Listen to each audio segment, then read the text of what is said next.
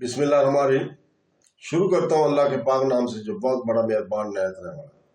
دوستوں، بہنوں، بھائیوں، بزرگوں، السلام علیکم ورحمۃ اللہ وبرکاتہ۔ تاریخ اسلام کی 308 نمبر قسط میں ہم آپ کو خوش آمدید کہتے ہیں، اور اس میں ہم بیان کر رہے ہیں کہ ایک نئے مذہب کی ایجاد۔ دوستوں، بہنوں، بھائیوں، بزرگوں، ابھی یہ سلسلہ جاری ہی تاکہ 363 ہجری میں عبد الرحمن بن مروان نے، جو اس سے پہلے بھی بغاوتوں میں حصہ لے چکا تھا اور سلطان محمد کی بجا رعایت کے اسباب نوا مریدہ میں ایک ذمہ داری کے عہدے پر مامور تھا، اللہ نے بغاوت کیا۔ سلطان محمد نے اس طرف فوج کے شکیل 3 مہینے کی جنگ و پیکار کے بعد عبد الرحمن بن مروان نے بجائے اس کے کہ اپنے وعدے اور ارادے کے موافق بغداد کی جانب روانہ ہوتا، اندلس میں رہ کر ایک نئے مذہب کی ایجاد کی۔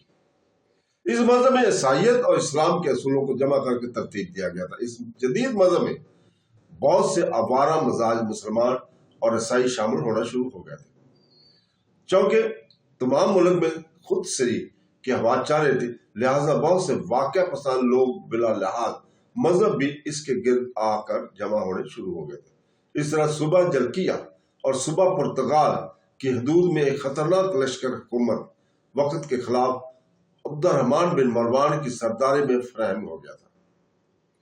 سلطان محمد نے خطرے سے آگاہ ہو کر اپنے وزیر ہاشم بن عبد العزیز کو ایک فوج دے کر اس طرف روانہ کیا۔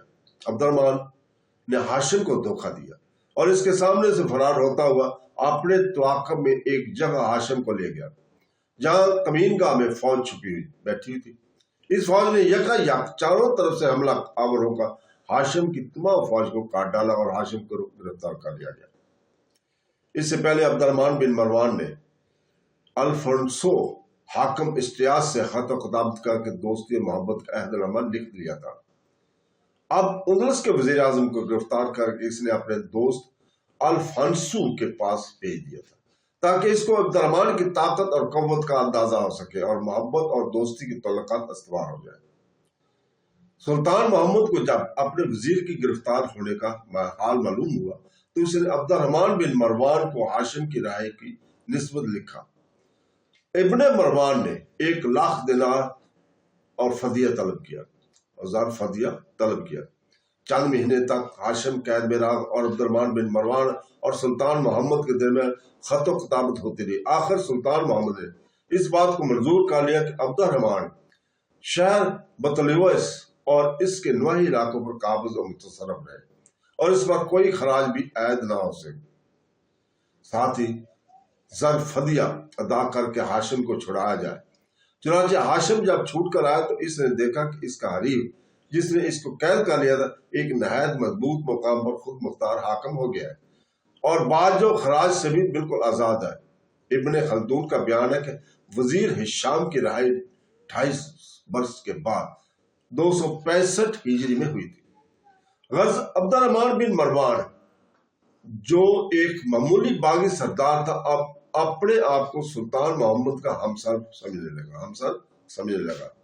اس نے سلطان اشتیاس سے اپنے تعلقات دوستی کو خوب بڑھایا اور یہ رنگ دے کر ملک کے ہر حصے میں سرداروں نے بغاوت اور سرکشی پر کمر باندھی اور روب سلطنت خاک میں مل گیا۔ موسیٰ بن ذیل نون گورنر شنبریہ نے بغاوت اختیار کر کے تتلا پر حملہ کیا کہ اس کو اپنے قبضے میں لائے۔ اہل تتلا نے مقابلہ کر کے اس کو شکست دی۔ اس نے پھر حملہ کیا اور اس طرح ان کی زور آزمائی کا سلسلہ جاری ہوا۔ ادھر اسد بن حرس بن بطی نے علم بغاوت بلند کر دیا۔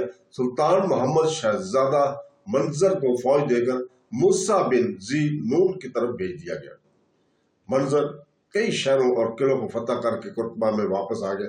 غرض سلطان محمد کو بغاوتوں کو فروغ کرنے اور فوجیں بھیجنے سے ایک روز بھی فرصت نہیں ملی۔ اسی نازک زمانے میں عمر بن حفصون نامی ایک عیسائی نے خاص طور پر صوبہ اندلیہ یعنی جزیرہ نما اندلس کے جنوبی مشرقی علاقے کے پہاڑوں میں ڈاکوں کی جماعت اپنے گرد جمع فراہم کی۔ عمر بن حفصون گاتھک خاندان کے سربراہ اور وہ اشخاص تھا اس لیے بڑی آسانی سے وہ عیسائیوں اور جرائم پیشہ لوگوں کو جمع کر سکا۔ نوا مالکہ में पहाड़ों के एक दशवार गुजार मकाम पर किला बना हुआ था। इस किले को उमर बिन हफ्सून ने अपना करारगाह बनाया और लूट मार कर सिलसिला जारी कर दिया। इर्द गिर्द के शहरों और कस्बों के आमलों ने बार बार इस पर चढ़ाइयां की, मगर हर मरतबा शिकस्त याब हुए। आखिर 267 हिजरी में दारुल सुल्तानत कुर्तबा से एक जबरदस्त फौज इसकी सरकोबी को रवाना है।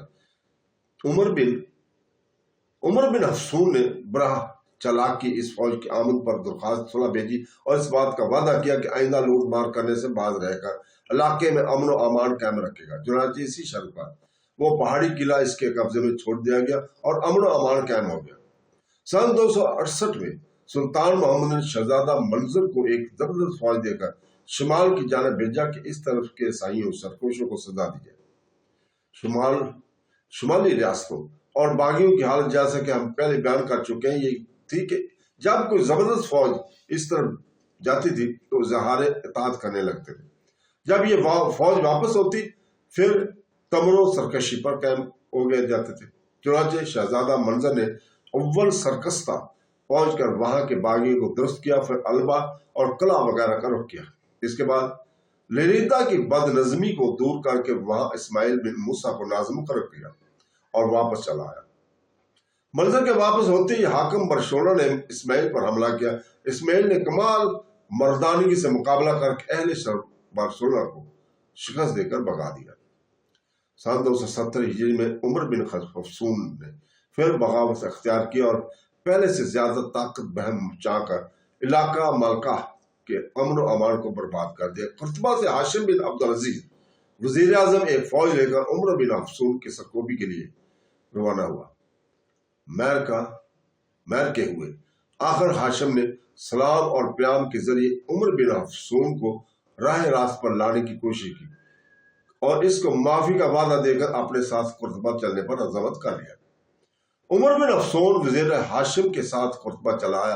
वजीर हाशिम इसकी बहादुरी देखकर बहुत खुश हुआ था। इसने सुल्तान मोहम्मद से कहकर उमर बिन हफ्सून को अफवाज सुल्तानी का सिपहसालार आजम मुकर्रर करवा दिया।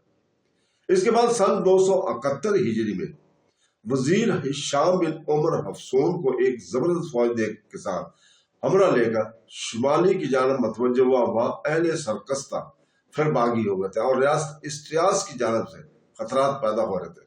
उमर बिन हफ्सून ने इन लड़ाइयों में बड़ी शोहरत और नामवरी हासिल की। अहले सरकस्ता और ईसाइयों इस्तियास को बेहिम शिकस्त देकर और खराज वसूल करके ये दोनों वापस हुए। उमर बिन हफ्सून को हुकूमत इस्लामी की सिपहसालारी कुछ ज्यादा पसंद न आई, क्योंकि इस तरह वो अपनी उम्मीदों को कि दोबारा गाथक हुकूमत कायम हो जाए पूरा नहीं कर सकता था। चुनांचे रास्ते में ही वो फरार और वजीर हाशिम से जुदा होकर भागा और सीधा अपने इसी पुराने किले में पहुंचकर मजबूत हो बैठा। इसके कदीमी दोस्त और पुराने रफीक फिर आकर इसके घर जमा हो गए।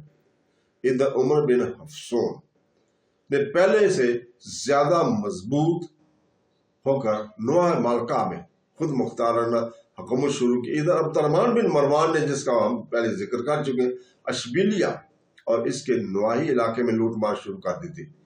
सुल्तान मोहम्मद ने अशबिलिया की तरफ अपने बेटे मंजर और वजीर हाशिम को फौज देकर भेजा और उमर बिन हफ्सून को अपनी हुकूमत और रियासत कायम करने के लिए नहायत कीमती सूरत मिल गई थी। वहां अशबिलिया के नुआ में 2 साल तक जंगों प्रकार का सिलसिला जारी रहा। आखिर 272 हिजरी में अब्दुर्रहमान बिन मरवान को थोड़ा सा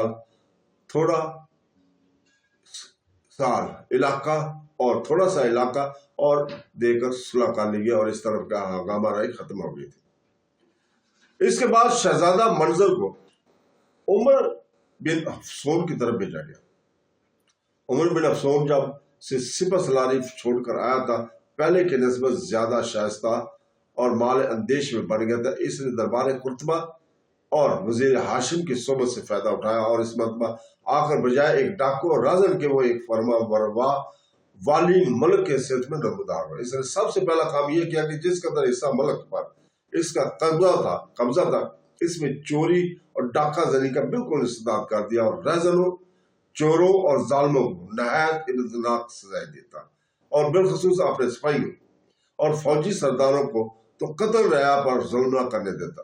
اس کا اثر اس کی حکومت اور طاقت کے بڑھانے کا موجب ہوا، اور یہی وہ گر تھا جو عمر بن حفصون دربار قرطبہ سے یاد کر کے آیا تھا۔ آج کا روم سلطنت کے باقی نہ رہنے سے ملک میں ہر طرف بدامنی کا دور دورہ تھا، اور ایسی حالت میں رعایا کی جان اور مال کا محفوظ نہ ہونا یقینی بات تھی۔ لیکن بخلاف اس کے عمر بن حفصون نے اپنے چھوٹے سے مقبوضے میں، جس پر وہ غاصبانہ باغیانہ طور پر قابض اور متصرف تھا، قابل رشک امن و امان قائم کر رکھا تھا، جس کا نتیجہ یہ ہوا کہ وہاں کی آبادی کو اس کے ساتھ بہت گہری محبت اور ارد گرد کے علاقوں کو بھی اس سے ہمدردی پیدا ہو گئی تھی، اور تمام لوگ ارد گرد کے گاؤں جتنے بھی تھے، اس کے باسی مسلمان ہوں یا عیسائی، وہ اس کی مخالفت سے باز آتے تھے، اور اس کو لیے ہمدردی ان کے دل میں پیدا ہو چکی تھی۔ تو دوستو، اس کے ساتھ ہی آج ہم اجازت چاہتے ہیں آپ سے کل تک کے لیے، اور انشاءاللہ تعالی کل ہم آپ سے اگلی قسط میں حاضر ہوں گے۔ اللہ حافظ۔